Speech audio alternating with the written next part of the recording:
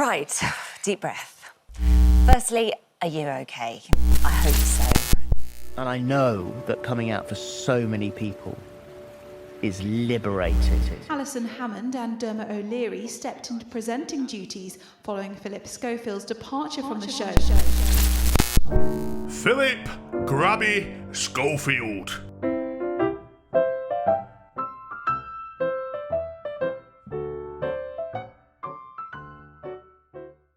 Phillip Schofield was at a time a beloved household name prior to the social media age. A time where the national narrative was largely controlled by terrestrial TV channels. Phillip was ITV's golden goose, a star in his own right who single-handedly represented the framework of what it meant to be a quintessential UK TV personality. If there were flaws beneath his media-trained exterior, the public were never going to know about them. As the same entity that was reaping the rewards from Phillip's on-screen charisma was simultaneously one of the few major players of British television. ITV held their share of a media monopoly and therefore control over the audience's interpretation of what was a colossal powerhouse in the entertainment world, this instantly recognisable silver-haired man. The late 2010s would prove to put a spanner in the works when it came to preserving the dark secrets of individuals who were formerly shielded by fame and influence. The Me Too movement substantiated previously silenced voices of those who were exploited by the rich and famous. And in turn, I believe that Phillip knew he was overdue his own reckoning, which led to what was for a short time seen as a wholesome and brave admission. In 2020, Phillip Schofield came out to the nation as gay. It's out there now. How does this moment feel? Everyone I've spoken to, you, Yeah. have all been so supportive and so loving and caring. A few years down the line, following a flurry of praise and admiration amid a married man's revelation of his hidden sexuality, Phillip made a sudden departure from ITV's This Morning, where he had worked as a presenter for 21 years. The news was less than shocking to some, as months of speculation into Phillip's private life proceeded and gave way to a spawn of accusations that alleged misconduct with a much younger man. Accusations that were at least in part legitimised, as Phillip went on to admit that he was having an affair with a showrunner for This Morning, who was 34 years younger than the slimy, silver-haired fox himself. There is no question I did a bad thing. Unprofessional. First time. I know I did that. Matthew McGreevy worked behind the scenes on the show This Morning, and it is alleged that it was during that time when his affair with Schofield took place. Phillip Schofield claims that the aforementioned affair occurred when Matthew was 20, which would have made Phil 54 at the time. In respect to this, Phillip labels the two's predicament as unwise, but not illegal. Assuming that no further self-damning information is being held back from the public by the perpetrator, and the unsightly age gap, along with Phillip's infidelity, are the only causes for concern in this situation, what remains from that is a grievously unhealthy disparity of power. On one side, you have a titan of the entertainment world who has great experience in both career and age. And on the other side, working far beneath him, you have a young, inexperienced boy susceptible to influence and coercion from someone in Schofield's position, given that Phillip is essentially the final boss, so to speak, in the very work that Matthew is trying to pursue. Of course, if it was as straightforward as a legal, yet odd age gap and a workplace power imbalance, then although criticism would still be very much merited in my opinion, it's possible that a little less need for a video like this one would exist. The complications begin to materialise when you consider that this older, powerful man who was engaging in a sexual relationship with a much younger, low-level colleague was first pictured with a colleague when he was apparently 10 years of age. The definitive timeline of events has been made indiscernible, perhaps deliberately, resulting in many of the claims targeting Phillip being reduced to hearsay. Nevertheless, a couple of points remain provable. Phillip Schofield was first pictured with the man he went on to have sexual relations with when that man was a child. This is because Matthew attended a theatre where Phillip was a patron and he will give seminars. Furthermore, Phillip followed Matthew on Twitter when Matthew was 15. I just don't know who he thinks he is, to be honest with you. Although he wasn't, convicted of any crimes. He Well, not said convicted, his but... relationship was ill-advised but not illegal. Yes, but if it was like a male and a female, it would have been different. Why is that even relevant? Well, she said he met the boy when he was 15. The rest is left up to interpretation. But if you were to ask me, I believe it could serve as more than a coincidence that Matthew's first job in entertainment was on a show that Philip presented. There are allegations that Philip helped him secure the position, and given what we already know, I would personally assume that these are layered in truth. This is when Matthew was turning 18. If that is true, that would suggest a case of grooming. A logical person would assume that the correct course of action for a disgraced TV presenter who found himself subsequently fired from ITV would be to sail off into the sunset of obscurity, with his best hope being that he, along with his transgressions, fade into irrelevance and slowly but surely leave the minds of the populace. Philip likely contemplated that scenario and then went on to have nightmares, imagining himself no longer at the heart of the conversation. Any lack of attention would starve Philip's narcissistic nature, and old tarnished Phil was evidently not prepared for that, prompting the poorly thought out docuseries by Channel 5 titled Phillip Schofield, Castaway. I reluctantly took the time to watch this series, and the experience was comparable to a form of mental torture. However, like most self-serving, loathsome individuals, Philip does an exceptional job of exposing all of his cards, ready to be read by anyone who's willing to do so impartially, which involves dodging Schofield's feigned attempts at manipulation. Oh, there's another one. During a documentary, Phillip Schofield offers insight into who he is. And although his original intention is clearly one of postured victimhood, what instead becomes apparent is this 60-odd-year-old man's inability to identify any of his own personal flaws or even take any real level of accountability, as you're about to find out. The first episode of Castaway begins with Schofield sitting down for a preliminary interview where he's asked why people would want to tune into him on a desert island. He responds by stating that he thinks people wouldn't want to see him come back, that perhaps they'd like to see him washed out to sea. And then he laughs. A lot. Why do you think people would want to watch you survive on a desert island? I think there'll be an awful lot of people who hope they'll never come back. Goodbye, thank you. What happened if he got washed out to sea? Well, there we go. This light-hearted approach towards his own grave controversy acts as a very subtle yet crucial bit of foreshadowing towards Phillip Schofield's overall frame of mind, something that is later fully disclosed in the series. During this prologue, Philip describes his TV career with a smile on his face, as if he's living in a completely separate reality to the rest of us. And in Philip's reality, the seriousness of his situation doesn't quite resonate as much as it probably should. We immediately discover why this is, as Philip begins to detail his thoughts on his controversy, or, as he refers to it, his cancellation. When it all came to a sudden, very abrupt end, 1 minute that you're there and then the next minute you're gone, you know what it feels like to be cancelled. Being cancelled is a term I would personally reserve for online influencers when they're being attacked by a mob of teenagers. Not a senior presenter having sexual relations with a colleague who he first followed on Twitter when said colleague was 15. As far as my own connotation to the cancelled label, I'd say Philip's predicament far exceeds merely being cancelled. He continues to recount his actions with similar rhetoric, unwise and unprofessional. He follows on by admitting that, in his words, he screwed up. He finishes by saying that he hurt the people around him, almost as if to suggest that his biggest sin in this situation was the cheating. It was an unwise and unprofessional thing to do.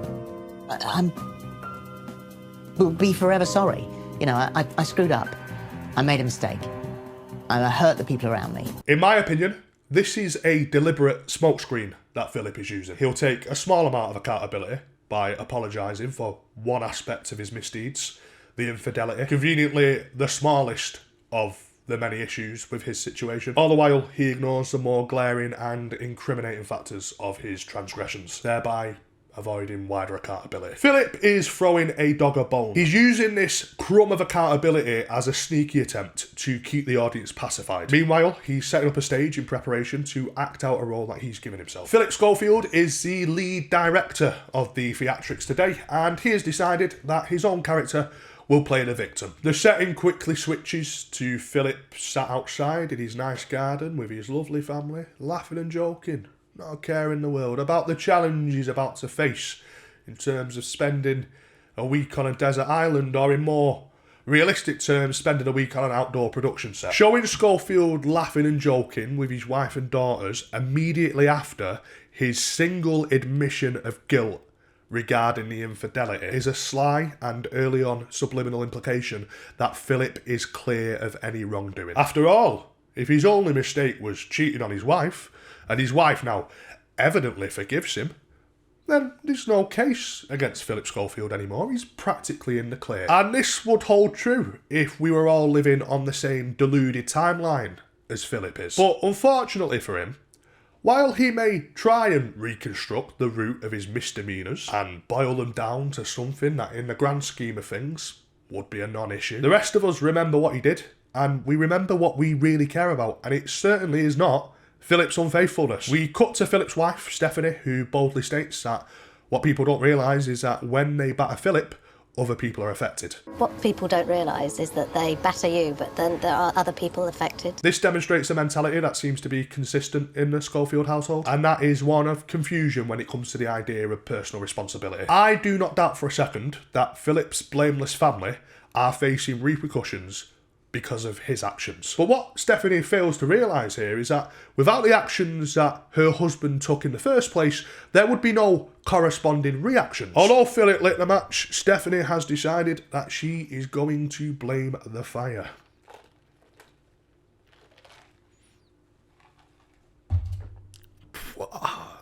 It's my first time having a cold brew, and that is blowing my entire head off my shoulders. My assumption that the Schofield household as a whole lacks understanding of accountability is exemplified when Stephanie points out that by taking part in Castaway, Philip is popping his head back up the parapet for the few horrid people out there, alluding to a mentality that Schofield is somehow a blameless entity, victim of unnecessary cruelty from the outside world. That is something that those of us who are detached from this man's inner circle know to be a massive misrepresentation between the dynamic of this disgraced TV presenter and the general public. Phillip Schofield has received backlash for his horrible actions. That is not indicative of a horrible public. Shortly after the dramatics around the garden table, we see Philip jet off to a remote island off the coast of Madagascar, where he meets up with a survivalist who attempts to show Philip how to fend for himself. The mood is jovial as Schofield self-deprecates about his own inability to do much for himself. So what we're going to do next? Establish your shoulder. Yeah, this is where the wheels are going to come off. No, you'll be fine. If something goes wrong, it's my own stupid fault. If you were tuning into this show blissfully unaware of who Philip was before this series, you'd likely get the impression that this is just a standard low-budget celebrity TV programme involving an unproblematic B-list national celebrity. An impression that Channel 5 is seemingly striving to push. For the remaining first half hour of episode 1, Schofield roleplays the part of a man who isn't in disrepair and tries, unconvincingly, to portray himself as a normal celebrity taking part in a normal celebrity survival show with no further mention of his controversies for a little while. Instead, the episode switches focus to Philip catching himself a fish dinner. The focal point shifting to catching food doesn't stop an endeavoured masquerade of humanity being sprinkled between scenes for maximum audience manipulation. As the agent Schofield does his very best to try and make you feel sorry for him, spending close to 10 minutes likening the wilderness experience to that which he shared with his now deceased dad. And the point of his dad having passed away is pushed onto the audience repeatedly.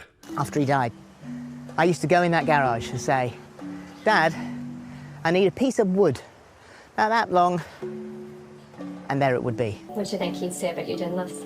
I think he'd burst out laughing. Referencing a deceased family member because of an activity that you're taking part in reminds you of them wouldn't usually be cause for concern if that very segment didn't last for a good portion of the episode. My dad was my hero. Yeah, a lot's changed since then.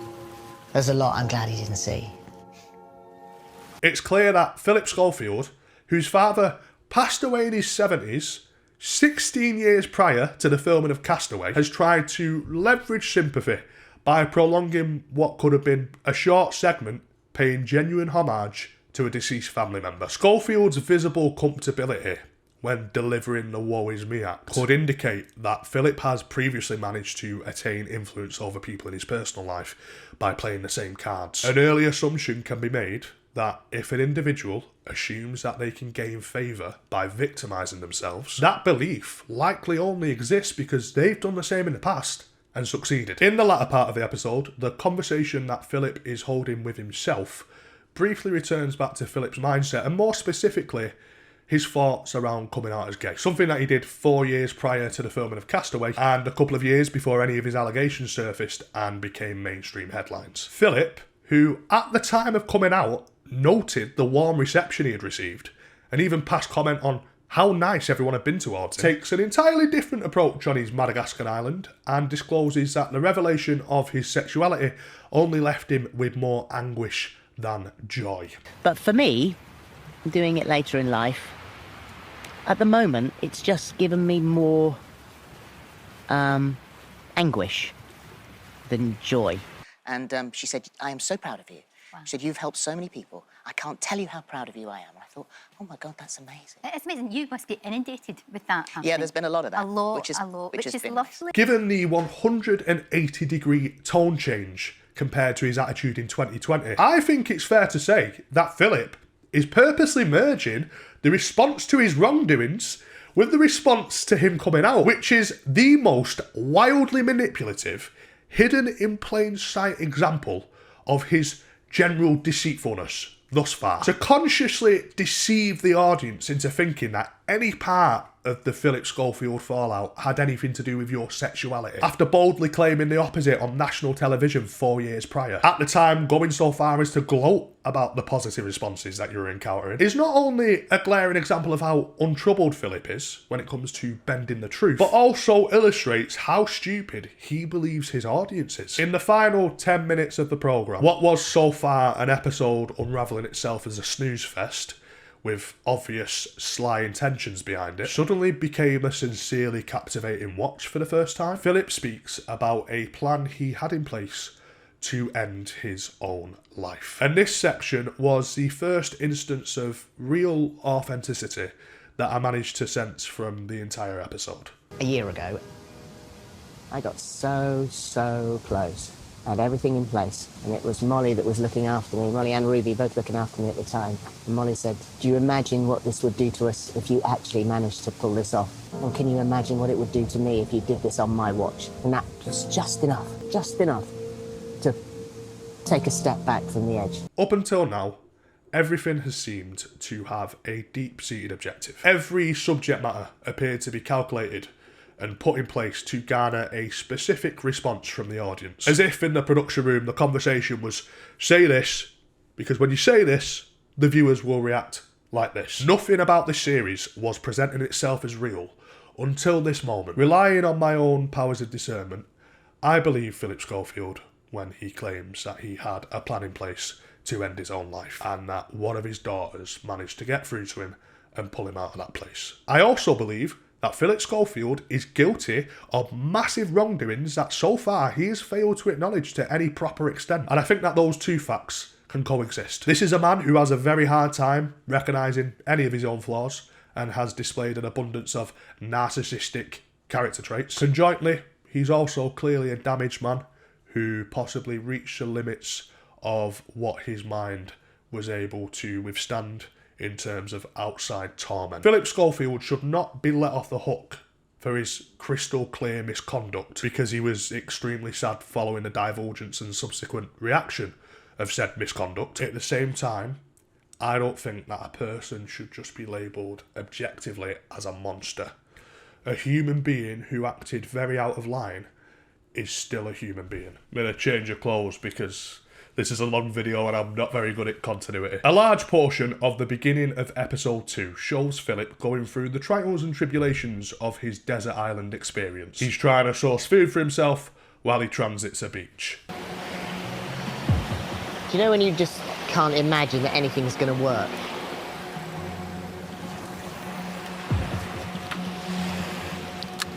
That bottle, it's difficult to know. Obviously with a float, when it goes down, you know that you've got something. But that bottle acted a bit weirdly. All in all, it's boring and acts as vegetables on the plate. The production team is aware that the meat and potatoes, and the reason a significant portion of the audience is watching, is to see Philip's reaction to his controversy. But to get the most out of whatever lump sum they paid him for this TV appearance, it's been decided that bits of what we actually want to see will be drip-fed to us amongst an ocean of low-level TV nonsense. In blatant terms, the audience isn't asked whether or not a shamed, bygone morning TV presenter can competently traverse an outdoor production set. And Channel 5 is all too aware of this, so at the point where most people would naturally switch over, in order to keep you engaged, Philip once again resumes talk on the focal point, his controversy. Phillip Schofield very briefly speaks on his past behaviour, saying he knows what he has done. What quickly follows this is a spiel of sourness targeted towards other people, signalling to me the exact opposite of Schofield's proclamation, and has me thinking that he does not know what he has done at all, and is rather blindsided by whatever deluded reality he's conjured up for himself to take the heat away from his own conscience. Philip is beginning to use small admissions of wrongdoing to segue into self-victimisation. I know, what I did, and I wish I hadn't. And I know that, I made life tough for the people that I love the most. But, people just went. Who I thought were my friends. And they just went. And it's like, what the hell? For the few seconds of personal admission, he'll underpin all of that with a few minutes of blame shifting. Philip's mind is hard focused on how he believes he has been wronged. And that's in place of some much needed self-evaluation. Something that, in my opinion, reveals an enormous amount about someone's character and the limitations of their own personal emotional intelligence. Schofield speaks at length about how friends quickly dropped him upon finding out about his misconduct. I've been chucked under a bus, and I could drive the same bus over so many people, but I'm not that sort of person. But if I sit down with a camera and the lights going, and who knows what I'll say. Now, reading into what Schofield's belief system registers as the most important thing, in this case, what people have done to him, rather than the deeper-rooted truth that would be what Philip has done to himself, you can quickly see that this is a man who will stop at nothing to deviate blame. There could be a positive meaning behind this, albeit a long shot. It is possible that deep down within, there is an authentic version of Philip that exists who recognises the harm that he has caused. And the only way to live with that is to subconsciously create alternate versions of events, where instead of events, he is a more favourable character. This admittedly far-fetched and yet plausible explanation for Philip's behaviour would add more of a human subtext to an otherwise manipulative exterior. And in my possibly controversial opinion, there's nothing wrong in looking for the humanity of a person, even if it is buried below the surface of a twisted mind. In this case, a mind that has been conditioned from a 40-year career in performance, making it so he's able to mislead an audience on command. Continuing to divulge his state of mind, Philip claims that the reason he's decided to do Castaway is because he's constantly having pictures of himself taken by paparazzi, something that he believes alters the public's perception and has people thinking that the paparazzi pictures are all part of one big organised publicity stunt. Therefore, Schofield wanted to do a programme to set the record straight. People have asked me why I'm doing this. Every time I take Alfie out for a walk, I get papped, which is fine.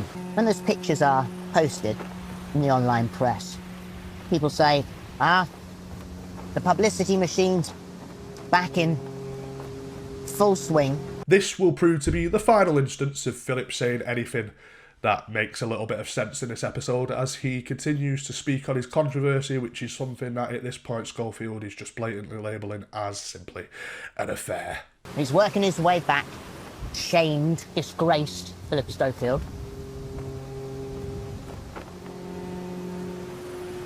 Who had an affair. Philip's hallucinatory perspective on everything just serves as further evidence of the danger that individuals like Schofield pose to younger people. For him to have had a full year of unemployment and thus an abundance of time to reflect on the very scenario that lost him his job, along with a mountain of almost unanimous criticism from the outside world in the background, to have all of that going on and then continue to be devoted to this conclusion that you have done nothing wrong, reveals a precarious individual who will follow whatever path his own narcissistic mind points him in, ignoring everything and everyone else. At this stage, I started to become quite angry at Philip for the first time throughout watching this series, as a sense of malice began to translate through his words. Phillip Schofield boldly declares that the inherent reason for the backlash towards what he's still referring to as his affair is because it wasn't a heterosexual relationship. Philip goes on to say that age gaps are common in the gay community, and the only reason why people found issue with the one that he was involved in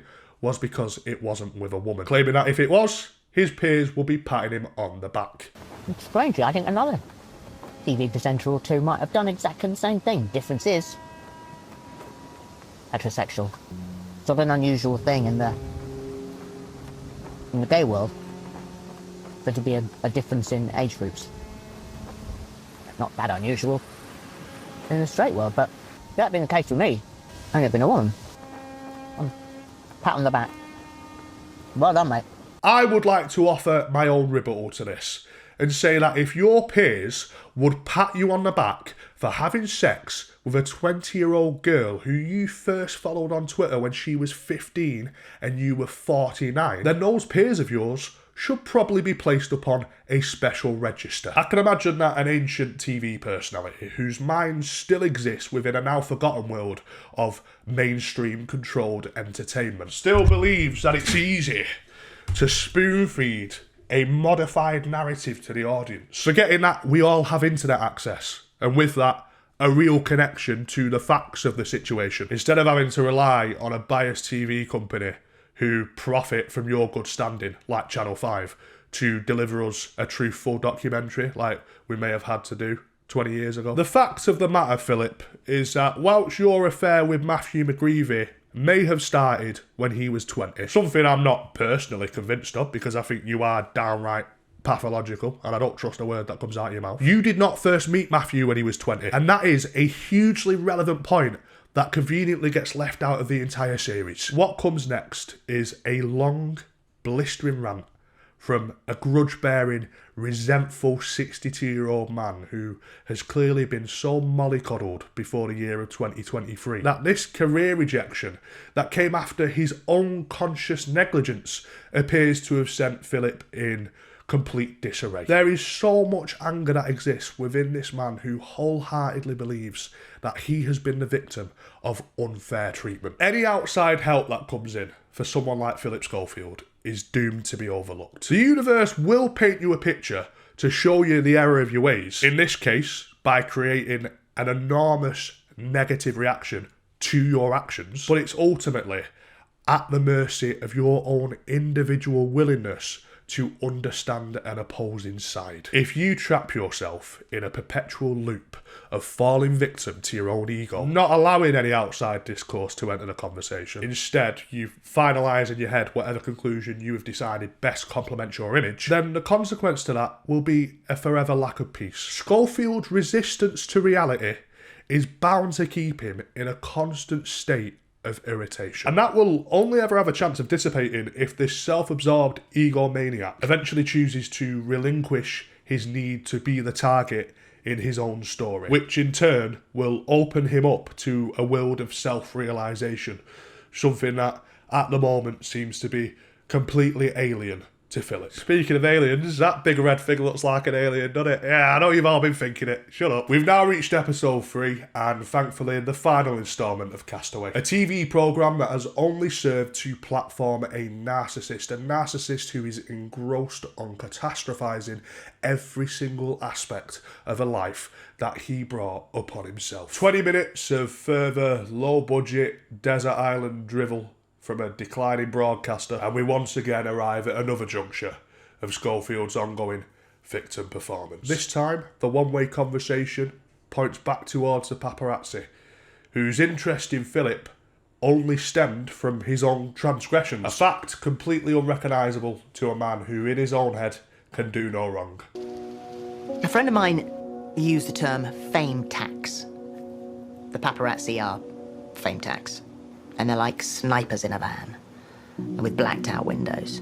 And you can tell someone the truth 10,000 times, and they still, will go with the piece of rubbish they read online. Unfortunately, that's the world we live in. Phillip uses the paparazzi talk to pivot into what he describes as the one event that caused the media to turn sour on him. The event, he goes on to reference, is his brother being jailed for child abuse. Phillip goes on to say that this was the real reason that he was fired from ITV, and that his sacking had nothing to do with his prior affair. When I look back, the media turning sour on me stems from one event.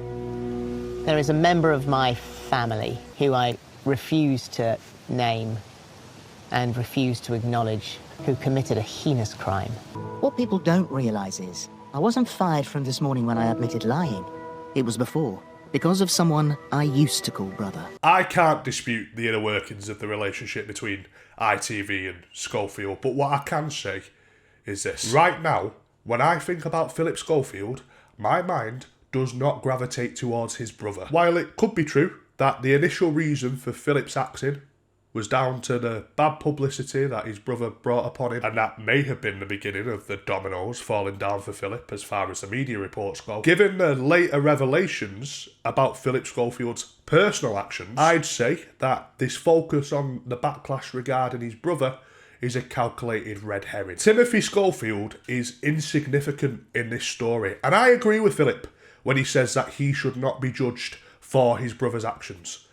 Thankfully, he's not being. The current spotlight is on Phillip himself and his own mistakes. Mistakes that continue to be watered down by the offender with a premeditated intention of decreasing the fallout. By highlighting the possible, yet now irrelevant point that his sacking and the initial media attention may have spawned from his brother's sentencing, Phillip is planting covert seeds into the audience's mind to hint once again that he is the victim of outside circumstance. A perspective that neglects reality and falls in line with Phillip's affinity for bending stories and reshaping them to whatever will better suit his image. Additionally, Phillip Schofield claims that he has been painted as a complicit agent in his brother's crimes, all the while failing to disclose why he has been described as such. We were praised by the police and we got justice done. But still, even though they knew all of the facts, the papers painted me out to be some sort of complicit agent. This whole segment prompted me to research further into the case of Timothy Schofield, and what I found, independent of Phillip's biased self-narration, was very interesting. What Phillip forgets to mention in Castaway is that Timothy went and told Phillip about his sex acts with a teenage boy 3 months prior to his arrest. And Phillip's response to his brother was merely, "Don't do it again." Timothy Schofield, who has since been convicted of child sexual offences, confided in Phillip about what he had done, even going so far as to describe his victim's body to Phillip, according to Sky News. And Phillip Schofield's response, rather than to immediately report his brother to the police, was to urge him to seek counselling. The papers painted me out to be some sort of complicit agent. It's easy to suggest that the claims of your complicity are groundless when you fail to disclose the very grounds that those claims are based on. I believe Phillip given your own testimony, your particular lack of action following Timothy's sick admission did indeed facilitate him. If it wasn't for the victim being brave enough himself to come forward, then Timothy could very well be a free man to this day. If this was the actual reason why ITV sacked you, then realistically, Phil, I don't blame them. We're getting closer to the end of the episode now, and Philip is sat by a fire. He divulges that throughout his time on the island, he's been secretly writing down the names of people who were and are toxic in his life. There's something that I've done here that I haven't shared with you yet.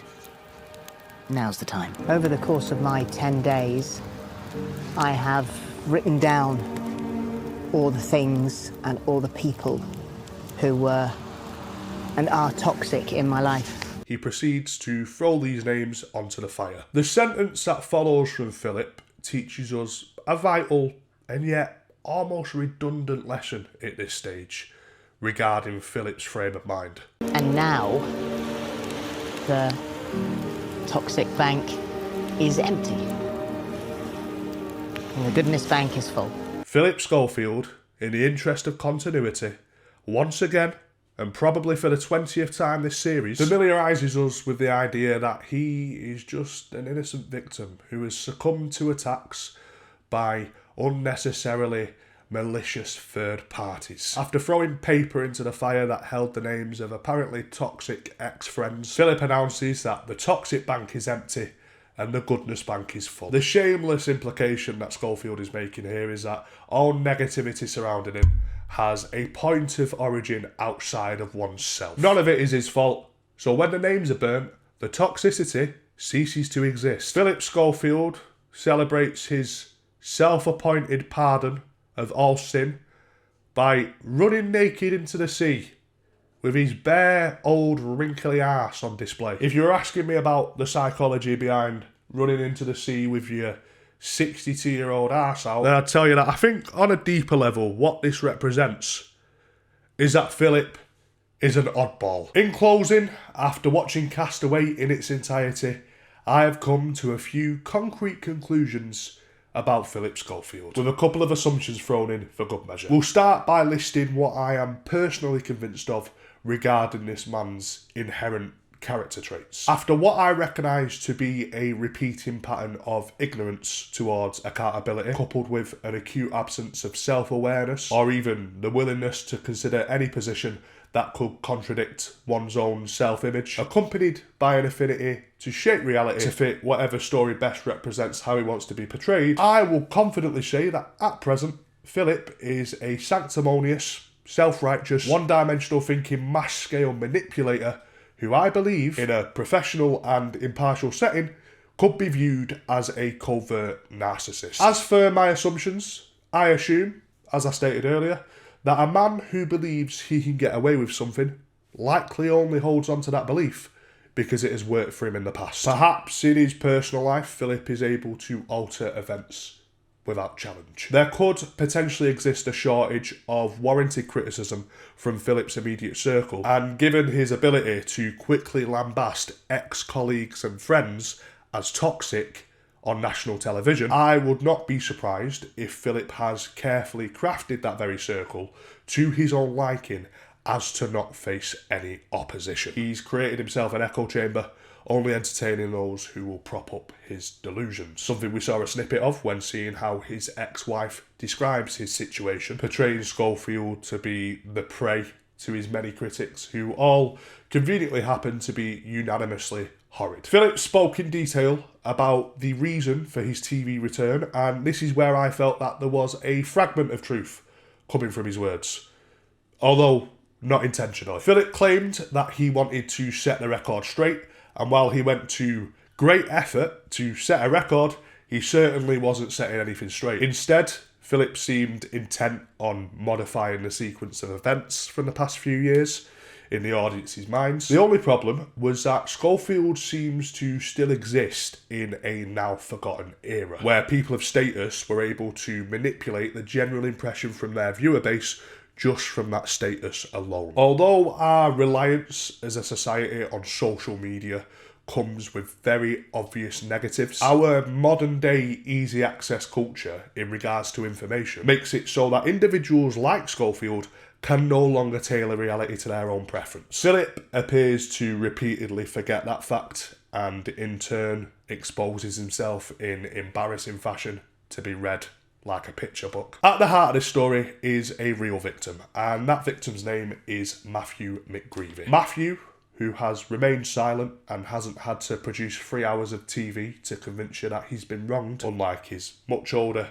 ex-entanglement, will now presumably have this whole ordeal haunting him for years to come. Whether you believe Phillip when he says that their affair started when Matthew was 20, or whether, like me, you notice a conspicuous issue with the timeline of events and are open to the possibility that this story may have some darker elements to it. Either way, this younger and comparatively nameless individual will forever be associated with the once national star that is Phillip Schofield, who now solely refers to him as his mistake. We've heard a lot about the mental suffering experienced by an accomplished TV veteran off the back of his own misdeeds. However, I'm left pondering the mental well-being of the one person who I actually care about in all of this. A man who would now be a couple of years older than me, a man named Matthew, who I would personally like to give my best wishes to. I sincerely hope that Castaway amounts to the final TV appearance for Phillip Schofield, and that the unanticipated and unwelcoming reception that he received, something that I suspect directly contradicted the 62-year-old's expectations, acts as a staunch reminder